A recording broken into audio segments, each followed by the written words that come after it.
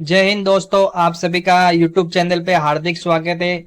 आज हम लेके आए राजस्थान के लिए जो चतुर्थ श्रेणी क्लास है उनके लिए जो मैथ की क्लास रहने वाली है उसका पहला मॉडल पेपर रहने वाला है। तो चलिए शुरुआत करते हैं, हमारे क्लास की तरफ बढ़ते हैं। और इनमें 10 महत्वपूर्ण क्वेश्चन है जो कि सभी प्रकार के जो चैप्टर है, औसत है और चक्र। तो सबसे पहले 12 और 16, 18, 24 का एलसीएम कितना होगा?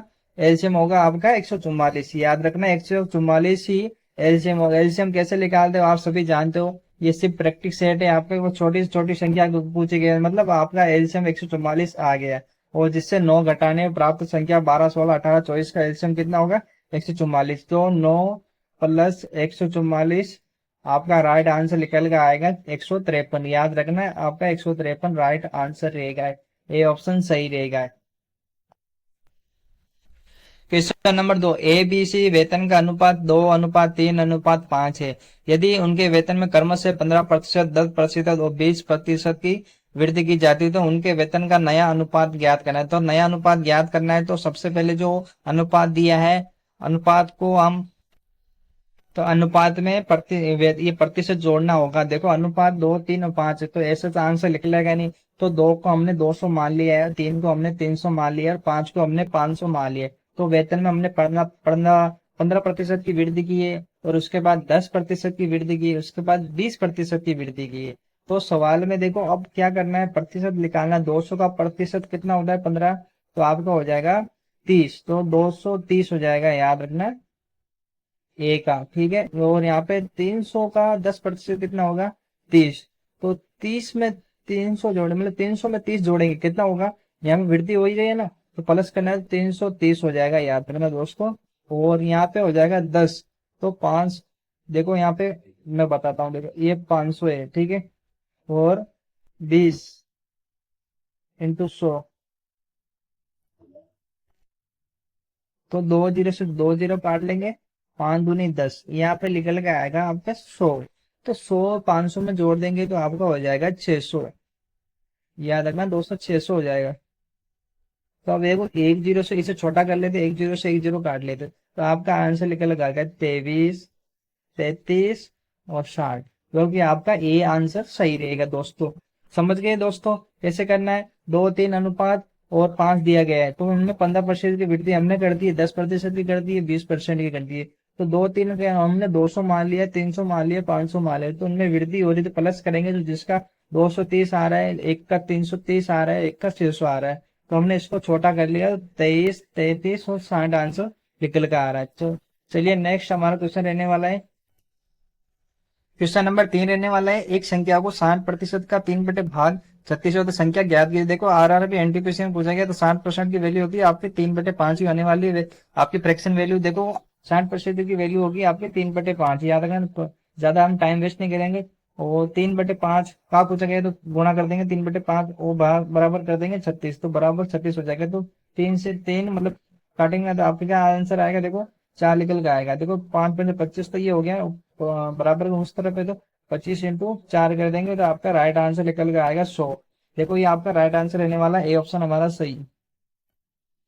सवाल नंबर 4 है, यदि 18 वस्तु का क्रम मूल्य और 16 वस्तु का विक्रम मूल्य के बराबर तो लाभ या हानि का पूछा गया था। हमें लाभ हानि बताना है, कैसे निकालना है? देखो इस प्रकार के सवाल क्या करने हैं, बराबर वाले हो क्रम मूल्य और विक्रम मूल्य के, तो कुछ नहीं है, इन दोनों का एक्सचेंज कर लेंगे। देखो सीपी हमारा क्या रहने वाला है? 16 हो जाएगा, एक्सचेंज करना है। और 18 आपका हो जाएगा एसपी। और पूछा गया है लाभ हानि, तो हमारी 16 की कोई वस्तु होगा, हमने 18 में बेच दी तो क्या हुआ? 2 रुपए का प्रॉफिट हुआ। तो प्रॉफिट हमेशा किस पे निकाला जाता है? सीपी पे निकाला जाता है। प्रॉफिट हो या हानि हमेशा सीपी पे निकाला जाता है। तो कैसे करेंगे? 16 नीचे लिख देंगे और पूछा गया प्रतिशत, प्रतिशत में हमेशा पूछा जाता है तो प्रतिशत कर देंगे, तो 2/8, फिर 1/8 इंटू आपकी हो जाएगी 100 हो जाएगा। तो 1/8 की फ्रैक्शन वैल्यू क्या होती है आप सभी को पता है, प्रॉफिट है तो प्रॉफिट का क्या होगा? तो 12/5 आपका आंसर रहने वाला है। तो 12/5 आपका राइट आंसर है, डी ऑप्शन सही रहेगा हमारा।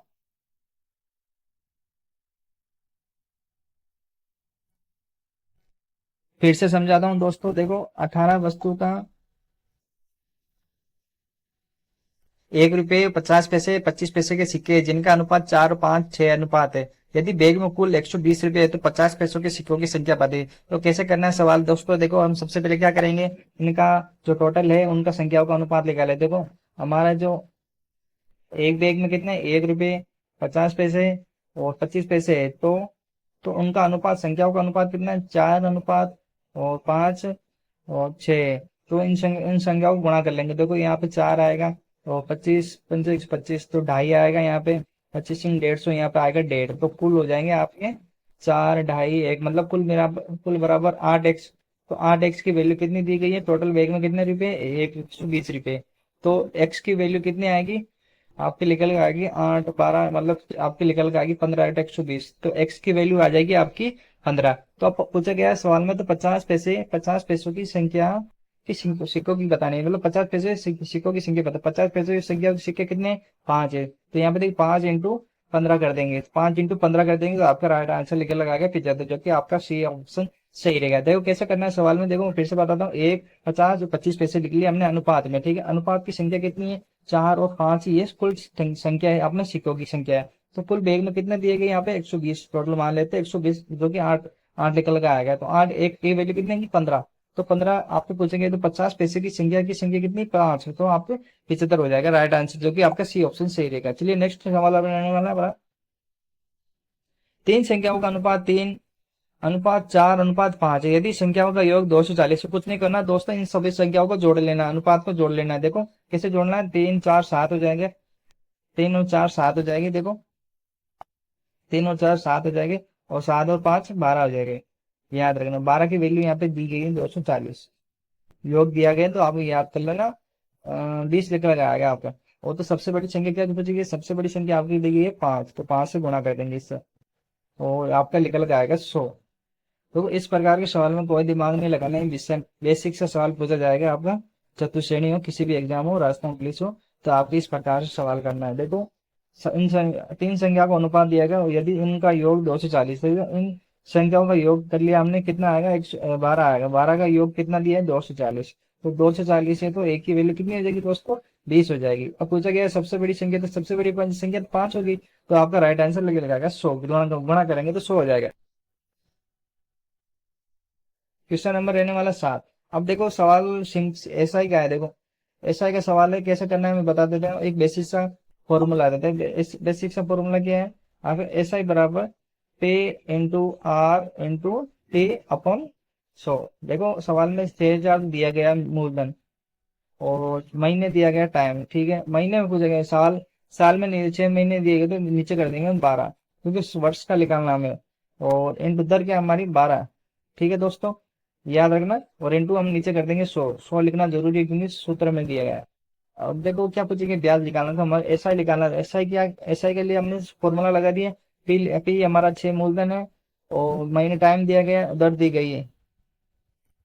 देखो सवाल में हमने यहाँ पे 2 जीरो से 2 जीरो काट लिया, 12 से 12 काट लिया, और बचा क्या है, 60 बचा है, और 60 इंटू यहाँ पे 6 बचा है, तो यहाँ पे राइट आंसर निकल के आ गया आपका 36, मतलब 360 निकल के आ गया, जो कि टी ऑप्शन सही रहेगा। ऐसा ही पूछा गया, हमने फॉर्मूला लगा दिया, पी हमारा दिया गया 6,000, और आर दिया गया 12%, और टी दिया गया हमारा 6 महीने। तो 6 महीने की देखो ऐसे निकालना, महीने में पूछा गया तो 6/12 करेंगे, देखना इस प्रकार करना है। और चलिए नेक्स्ट हमारा क्वेश्चन रहने वाला है, 8 नंबर क्वेश्चन रहने वाले हैं। हमारा टोटल 10 क्वेश्चन है, और देखो एक सवाल दिया गया है, देखो 8 नंबर के इस प्रकार के सवाल भी पूछे जाते हैं एग्जाम में। तो किस दर से प्रतिशत में पूछा गया है, 4,000 की राशि 5 वर्षों में 5200 रुपये हो जाएगी। तो टाइम भी दिया गया है, मूलधन भी दिया गया है, लेकिन यहाँ पे दर नहीं दी गई। दर निकालने के लिए क्या है हमारा, बताता हूँ सवाल में। देखो ऐसा क्या होगा आपको, देखो ऐसा ज्ञात करने के लिए सबसे पहले ऐसा ही निकालना जरूरी है। तो 4,000 तो मूलधन है, ठीक है, और यहाँ पे अमाउंट जो कि मिश्र धन है, इन दोनों का जो डिफरेंस होगा ना, इन दोनों का जो डिफरेंस होगा ना, आपके निकल आएगा साधारण ब्याज, ठीक है। यहाँ पे 1200 आएगा, 1200 हो जाएगा यहाँ पे, ऐसा ही हमारा 1200 निकल के आ गया, और मूलधन हमारा 4,000 है, ठीक है। अब दर पूछे गया, दर मतलब रेट, तो दर निकालने के लिए ऐसा ही इंटू 100, और मूलधन इंटू टाइम, ये फॉर्मूला होगा। अगर टाइम पूछा गया हो तो रेट नीचे कर लेंगे हम। देखो आर आर ज्ञात करना है, तो ऐसा ही कितना है 1200, ठीक है, इंटू 100 कर देंगे, ठीक कितना है आपका 4,000। कुछ नहीं, अपने आप से कुछ नहीं कर रहा हूँ, सब फॉर्मूले से हो रहा है। देखो टाइम कितना दिया गया है 5, 2 जीरो से 2 जीरो काट लेंगे, और 5 का इसमें देखो 4, इसका पहले इसका कर देंगे, 4 तिया 12, 300 हो जाएगा, और 5 का इसमें जाएगा आपका 6, मतलब आपका हो जाएगा जीरो, मतलब काट लिया हमने पहले। तो यहाँ पे निकल के आएगा 6%, जो कि आपका राइट आंसर रहने वाला है। देखो रेट पूछा गया था, तो रेट के लिए फॉर्मूला हमने लगा दिया, और सभी सब संख्या का मान दिया गया, तो हमने वो मान सेट कर दिया है, वो आपका 6% निकल के आया। देखो मोर देन और अमाउंट दिया गया, इनका जो माइनस करेंगे तो ऐसा ही निकल के आएगा 1200। याद रखना दोस्तों, इस प्रकार करना है। अगर ये प्रैक्टिस सेट है, हम बेसिक से नहीं सिखाएंगे, हम डायरेक्ट सवाल सोल्व करेंगे। अब देखो 28% की 28% ऑफ 400, 450, तो कैसे करना है, साढ़े यहाँ पे 450 गुणे 28/100 प्लस 45% इंटू 100/28। बस इतना सा ही करना है, इन सबको काट के आ जाएगा आपके। देखो 1 जीरो से 1 जीरो, ठीक है, 5 दूनी 10, 5 नाम 45, 14 यहाँ पे आ जाएंगे, और यहाँ पे निकल के आएगा आपके 936, 126 आएगा, ठीक है दोस्तों। और यहाँ पे 1 जीरो से 1 जीरो काट लेंगे हम, 5 दूनी 10, 5 नाम 45, और यहाँ पे निकल काटेंगे तो 14 आएगा, ठीक है। अब यहाँ पे काटो, कितना आएगा आपका देख लेना। 9 तो यहाँ पे गुणा करो, 14 इंटू 9 कितना होगा, 9 54, 54 का 5, और 9 एकम 9, 9 5 13, तो 134 के आपके आंसर आएगा, 252 आएगा। लगभग यार सी ऑप्शन से है, यहाँ पे जगह है नहीं यहाँ पे, इसलिए जोड़ नहीं कर पा रहा हूँ। तो दोस्तों आप कर लेना, बेसिक से सवाल लें, ठीक है दोस्तों। हमारा लास्ट क्वेश्चन रहने वाला है। देखो ये औसत का सवाल है, इस प्रकार के हम एग्जाम में सवाल आते हैं, लेकिन हम क्या गलती करते हैं, हम ट्रिक लगा दे, ट्रिक हमारे वहां पे काम नहीं करती। तो हमारा बेसिक सा रूल है, ज्यादा इसमें कुछ दिमाग नहीं लगाना है। अगर बेसिक इतना सही है तो बेसिक से करेंगे हम। देखो इसमें क्या करना है, 20 छात्रों का औसत आयु कितनी है, 14, तो 14 आयु है, तो यहाँ पे गुणा कर लेंगे इन दोनों को, तो 14 दूनी 28 हो जाएगा, 280 हो जाएगा, ठीक है दोस्तों। जब 10 नए छात्र प्रवेश ले, 10 मतलब इसमें ऐड कर लेंगे तो कितने हो जाएंगे, 30, तो 30 इंटू मतलब पूछा गया औसत आयु 15 वर्ष हो जाती है, तो इसमें औसत वर्ष आयु 15 वर्ष हो जाती है आपकी। देखो 30 छात्र हो गए, तो 30 छात्र का औसत आयु कितनी हो जाएगी, 15 वर्ष, तो इन दोनों का गुणा किया तो 450 आया, जो कि हमारा 30 छात्रों का है। अब पूछा गया नए छात्र का औसत आयु ज्ञात करें, तो नए छात्र कितने आए, जब 20 थे तो उसमें 10 ऐड किए, तो 10 नए ऐड किए, तो 10 नए छात्रों का औसत पूछा गया, तो 10 का औसत छात्र क्या होगा, इन दोनों में से जो माइनस होगा ना, 170, ये नए छात्रों का औसत होगा, तो 170 का भाग हमने 10 से दिया, तो 17 वर्ष आपकी औसत वर्ष आयु होगी। याद रखना बी ऑप्शन सही रहेगा। तो ये रहे हमारे आज की क्लास। क्लास अच्छी लगी तो लाइक कीजिए, सब्सक्राइब कीजिए।